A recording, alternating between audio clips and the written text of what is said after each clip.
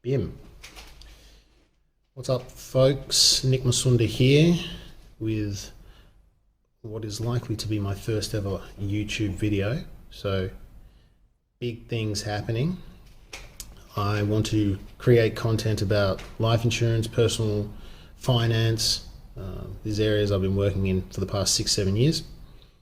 So this video is going to be about, should you get life insurance? Right? I'm going to try and answer 3 questions. Should you get life insurance?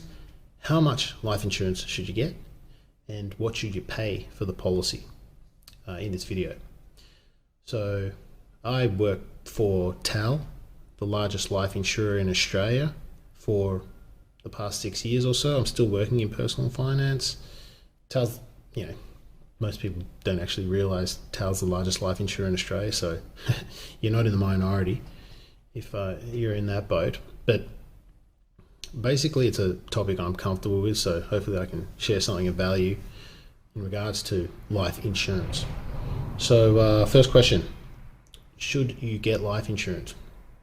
Now, when I sold life insurance, I used to ask prospective clients all the time, what's got you interested in life insurance?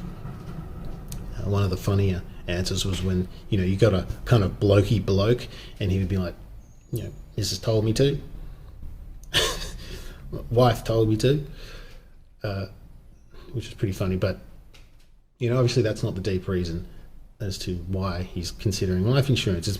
The deeper reason is going to be along the lines of, I want to protect my loved ones, my family, my kids, and I feel I have a duty to do so, and this is going to help me fulfill that duty, right? That's kind of like the deeper reason.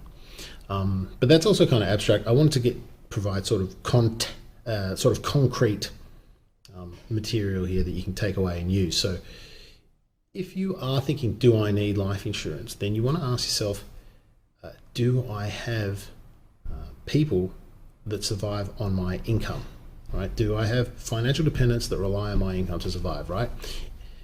Because if the answer to that question is yes, then when you die and your income stops immediately, that they're going to obviously be in a pickle because they don't have an income any longer to survive on. So now I'm not going to give any personal opinions that could be considered to influence, because you need a financial license to do that, and ASIC's going to come down and find the crap out of me if I do so. But that's the question that people really want to be asking themselves, and the answer to that question is going to dictate whether they need life insurance or not. Okay, so do I have financial dependence? Now, second question, how much life insurance do I need? So when I was selling life insurance, I used to like using this hypothetical to sort of illustrate the things that people typically will consider when they're taking out life insurance. And this is very typical. Okay, so hypothetical. Let's say I have a partner and a child, and we live in a house for which we have a mortgage, and I'm the sole income earner for the house, sole breadwinner. Okay, so obviously I'm paying the bills, I'm paying the mortgage, and these two individuals rely heavily on my income to survive. Now, if I die, they obviously potentially lose the house, can't pay the bills, etc. So let's say the mortgage is $500,000, okay? And let's say that in this hypothetical, it's going to cost $300,000 to raise my child to financial independence. Now, obviously, cost for raising children is going to vary a lot from family to family, depending on standard of living, private school, public school, all these sort of things, but we're just going to use this because this is a hypothetical. Okay? In this case, if I wanted for my family to have the same place to live, for which we're paying the mortgage off currently, then I would have to knock off the mortgage. That's $500,000. If I want enough money to raise the child to financial independence, I'm going to need another $300,000. That's a total of $800,000. So in this hypothetical, our starting point is $800,000. And that's not a completely unusual way of going about it. It's not an exhaustive list, obviously, but that gives you an idea. If you were 50% income earner for the household and your partner was the other 50%, then maybe you get half the amount of cover in this hypothetical, right? You get the logic. Third question, how much do I pay for life insurance? Okay, so this obviously can't give you a number because there's almost infinite numbers that could come out depending on your age, your gender, and your health, right? But the thing that people want to do is definitely get multiple quotes from multiple insurers, because one thing that I found over the years is that insurers, at least retail insurers, will cycle from insurer to insurer that's providing the more price competitive options at the time. So for 6 months, it might be insurer A that's the most competitive in the market. Then they get a bunch of business, and then it's insurer B, which is the most competitive, and they take on a heap of the market share for a period of time. And that just cycles over the years. So, based on that logic, if someone has had the same insurance policy with one insurer for a few years, then it's very likely if they go to the market now that they would find something more price competitive, maybe worth doing to save some money.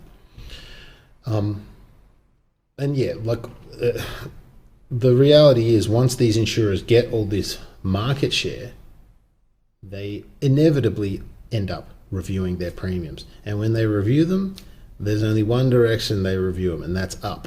The price always goes up. They never reduce their premium. I don't think I've ever seen it happen anyway. Never reduce their premium. Surprise, surprise. So yeah, that would be the key thing. Now, with life insurers, they usually, as businesses, have pretty tight margins, which is a good thing. You want them to be profitable, but you don't want big fat margins, because their main cost is paying out the claims, which is good if you're the person making a claim. Their main expense, their main source of revenue is going to be the premiums that people are paying for their policy. So yeah, you don't want them getting heaps of premiums and not paying out much claims for obvious reasons. So yeah, that's pretty much that, a short video.